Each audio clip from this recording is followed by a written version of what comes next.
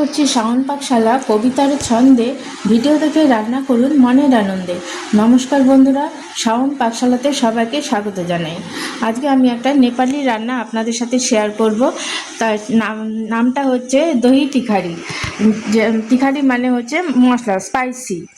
তো তার জন্য টক দই লাগছে। আমি টক দই নিয়েছি সাদা জিরে, কালো সর্ষে, আর এখানে আমি শুকনো লঙ্কা, 6-7টা শুকনো লঙ্কা আর 10-12 কোয়া রসুনকে আমি হামানদিস্তাতে থেতো করে নিয়েছি। এখন আমি রান্নাটা করে নেব।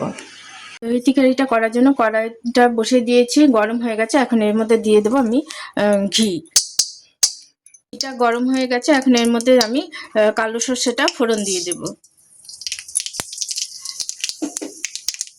এটা খুব ছোট রান্না আর খেতেও দুর্দান্ত লাগে। গরমের দিনে এটা খেলে পরে পেটটাও ঠান্ডা থাকে আর খুব টেস্টিও হয়। এখন দিয়ে দেব রসুন আর শুকনো লঙ্কা যে থেতো করে রেখেছিলাম সেটা। আমি ঘিয়ের মধ্যে রসুন, শুকনো লঙ্কাটা ফোড়নটা ভালো মতো করে একটু ভাজা ভাজা করে নিয়েছি। গ্যাসের আঁচটাকে একদম লোতে দিয়ে এখন দিয়ে দিচ্ছি পরিমাণ মতো লবণ, দিচ্ছি সামান্য পরিমাণে হলুদ গুঁড়ো। এটা খুব ছোট রান্না, খেতেও খুব টেস্টি হয়। এখন আমি এর মধ্যে দিয়ে দিচ্ছি টক দইটা। টক দই আমি ফুটিয়ে রেখেছিলাম, সেটা দিয়ে দিলাম। আমার দই তরকারিটা একদম শেষের পথে। এখন শেষে দিয়ে দিচ্ছি একটু ধনেপাতা কুচি। এতে স্মেলটাও যেমন সুন্দর হয়, খেতেও খুব ভালো লাগে।